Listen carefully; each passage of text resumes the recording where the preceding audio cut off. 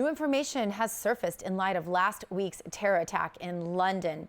It was discovered that the attacker had sent text messages over the popular app WhatsApp just minutes before he used his car and knife to kill 4 innocent people. That happened on Wednesday last week. You'll remember now representatives of Homeland Security in the UK are already calling for WhatsApp to cooperate and open their heavily encrypted software to aid in the investigation. Here to give us some perspective is legal analyst for the Clarion Project, Jennifer Breeden. Jennifer, thank you so much for being with us. We appreciate you being here. Jennifer, British officials like Amber Rudd from the UK Homeland Security are asking for WhatsApp to provide a way for investigators to bypass their software encryption. We heard a little bit of this after San Bernardino with the phones. This is concerning to Americans. What's your take? Well, of course it is. And like any good technology, it can be used for evil and it can be used for good. And so, in free countries, namely the West, like the UK and the United States, I mean, these are what terrorists are targeting. We know that these are what the terrorists are targeting, especially ISIS, our countries, our free countries. And so, yes, while there are some circumstances where end-to-end encryption, such as WhatsApp, is a good thing, we need to know what we're up against. And when it comes to national security, that's something that is okay to talk to these companies and to say, listen, we don't even know what we're up against. We don't know how to find these guys, and we're going to use any method that we can. Again, people that are concerned about this as some sort of privacy breach, well, if you're not a terrorist or you don't plan on committing violence against innocent American lives or British lives, then you have nothing to worry about. Nobody's going to find you. They'll be able to target certain specific things, just as they said. In the aftermath of the San Bernardino terrorist shootings, though, Apple, remember, was asked by U.S. officials to open up their software encryption, and they did not comply.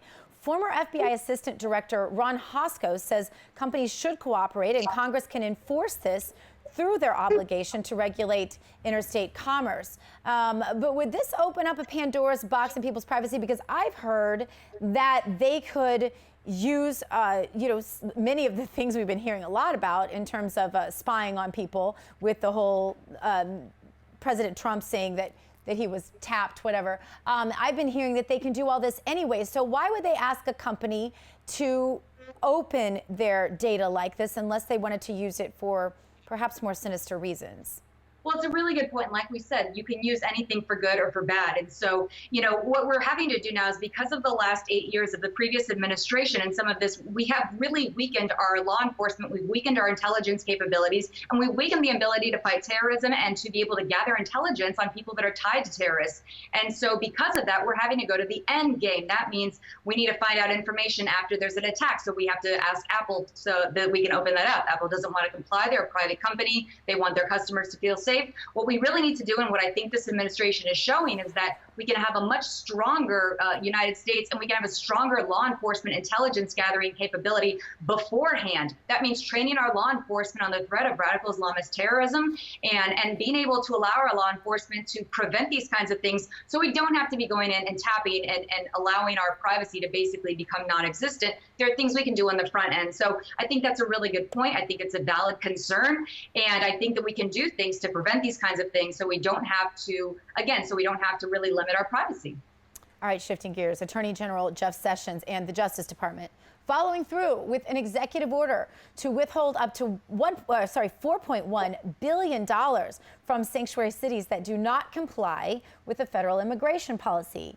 I think this is personally a great idea. I think this will save lives. I think every time there's another rape or murder of an American citizen, many times, by the way, legal immigrants, at the hands of an illegal immigrant, I think that it leads us this direction. Why can we not just enforce the rule of law? Thank you. And you nailed it exactly. Honestly, I wish they could do more. I wish they could arrest some of these city officials. And of course, states' rights is a great thing. It's definitely a great thing. But what sanctuary cities are essentially saying is that we don't care about the rule of law. We don't care about American laws. We don't care about any of these kinds of criminals, and we don't care about protecting our law-abiding citizens from criminal acts or from criminals in general. We've seen this in Maryland and some other places. So, sanctuary cities as a whole need to be abolished. You cannot do this. And you can't use the states' rights versus federal government, because we are a system of laws. And look at it this way, sanctuary cities, it comes down to illegal migrants. Immigrants themselves, immigrants that come here legally, that are trying to escape regimes, that are trying to escape criminals and terrorism and violence, when they come to the United States, they don't want sanctuary cities either. They don't want to be in a place with sanctuary cities because they came to the United States to escape that. We don't even want to protect our citizens or legal law-abiding immigrants that have come here and are trying to uphold the laws. We need to do more. I'm glad that Attorney General Sessions has said this, and I really do hope it works, because we need to start letting people know it's not okay to break the laws. What sanctuary cities do is say, it's okay to break the laws, just come here when you do it. But Governor Brown fired back, governor of California, of course, and he said, don't you dare threaten California. Actually, I thought it was pretty funny because he said, don't mess with California. I think it's Texas that we're not supposed to mess with, but who's counting? Anyway, he said, because we have I think he said 12% of the American economy comes out of California. He threatened the president and the administration that if they tried to enforce this, that the entire American economy would be affected. I just want to get your comment on that. Well, and I'll say this, let's go back to the first thing we talked about. They're private enterprises. We were talking about Apple as opposed to the federal government. You're talking about private companies. So really what California was saying was that, no, we're in charge of all of our private companies. Wrong. I actually think there are a lot of people in California, a lot of hardworking citizens, yourself included, and all of your staff who would disagree with that and say, yeah, we're going to keep working. So there's not really much the governor of California can do in terms of stopping companies, corporate work, or anything else. And like we've said, is that Congress can enforce, and for the Commerce Clause and things like that, Congress can enforce commerce provisions to uphold and to help the United States economy. So that's just not going to happen. And he's really just trying to shoot something down that he can't actually do. Blowing smoke. Although smoking is illegal pretty much everywhere in California, but it's okay. The governor can do whatever he wants because he's not compelled by law, apparently.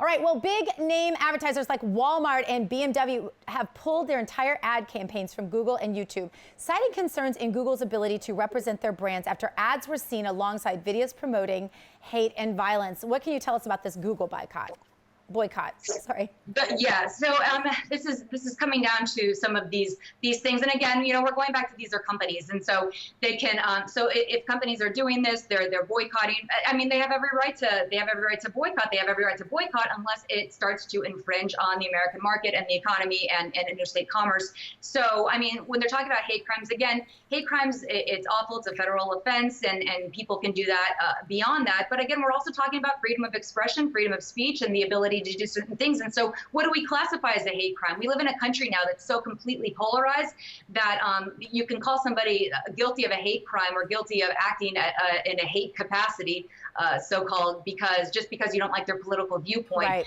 And so we have to get to the point where we define what these terms are. Absolutely. Thank you so much, Jennifer Breeden for ClarionProject.org. Check them out.